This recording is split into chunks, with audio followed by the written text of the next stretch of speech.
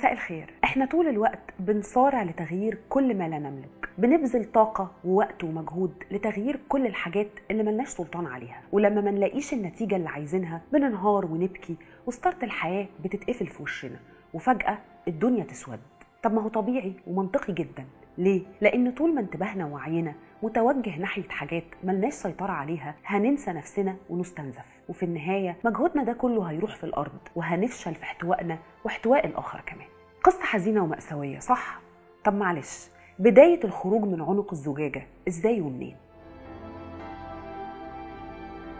اولا احنا محتاجين نفرق بين الحاجات اللي نقدر نغيرها ولينا عليها سلطان واللي مفيش في ايدينا سبيل لتغييرها. بمعنى اني مثلا اقر بمحدودية قدرتي على اني اغير اي شخص غيري. انا غير قادر على اني اقاوم سلوك حد مضطرب، وعقلك اللي بيقولك you can fix him بيلعبك وبيحاربك، ولو ما سيطرتش انت عليه هيسوحك يمين وشمال لحد ما تتهد خالص. انا غير قادر على اني اخلي شخص ما بيحبنيش يحبني، هتخسر احترامك لذاتك وكرامتك وكل ما يخص صورتك الذاتية عنك اول ما عقلك يتوجه ناحية ازاي اخلي فلان يحبني. صدقني انت مش محتاج تعمل اي تصرفات معينة ولا تطلع من نفسك عشان تخلي حد تاني يحبك. اللي بيقرر يحب ويهتم بيعمل كده من غير اي مجهود من اي حد، حاجة بتطلع منه بشكل لا ارادي. يعني اللي ما عملش لغيرك ممكن يعمل ليك والعكس.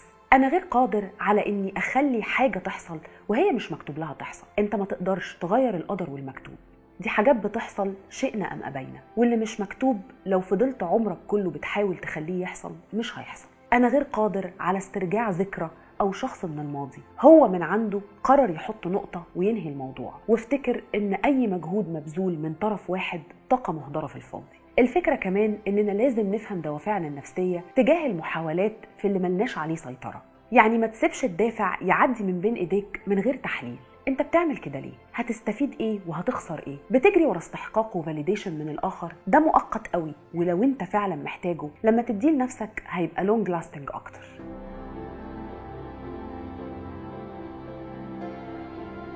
يبقى انا محتاج ايه؟ اني اقر باني قادر اغير نفسي من جميع الجوانب وعلى كل الاصعده، جسديا ونفسيا وعقليا، اجتماعيا وصحيا، عمليا وعلميا وروحانيا.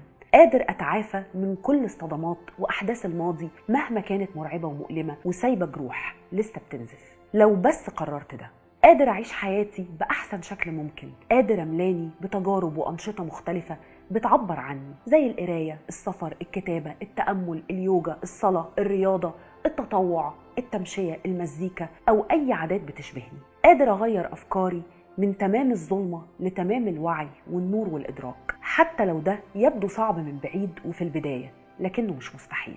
انا قادر احط حدود، ومش بس مع اللي اذوني، كمان مع اكتر ناس بحبها وبتعنيلي، عشان هم دول اكتر ناس بتأثر فيا وعليا. الحدود امان العلاقات وعمود ارتكازها وجذورها المغروزة في الارض، واللي بتحمينا من الكوارث الطبيعية المتكررة. في النهاية انا قادر احبني، والنور كله جاي من اول ما تقرر انك زي ما بتعرف تدي مشاعر وتدلدق عواطف لغيرك، فانت كمان هتدرب نفسك وهتتعلم تدي ده لنفسك.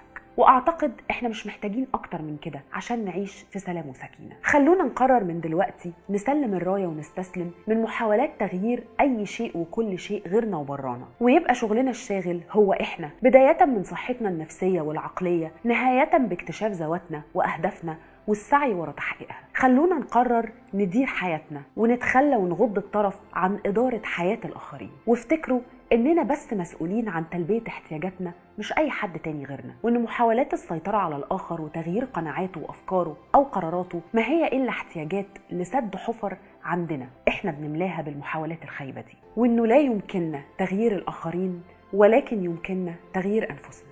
ودلوقتي ممكن نغمض عينينا ونردد مع بعض: أنا خالي من الغضب والألم والخوف، أنا أتمتع بالسلام التام، أنا موجه إلى أعلى درجات سعادتي ورضايا في كل جانب من جوانب حياتي. كل المشكلات والصراعات تتلاشى الآن، أنا أنعم بالسكينة ويظهر الآن الحل المثالي لكل مشكلة. أنا حر ومليء بالنور. اللهم امنحني السكينة لأتقبل الأشياء التي لا أستطيع تغييرها، والشجاعة لتغيير ما أستطيع تغييره، والحكمة لمعرفة الفرق بينهم. دمنا عايشين في سلام وعقولنا مليانة بالنور. أنا آية شعيب، ليلتكم فيها نجوم وضحك كتير.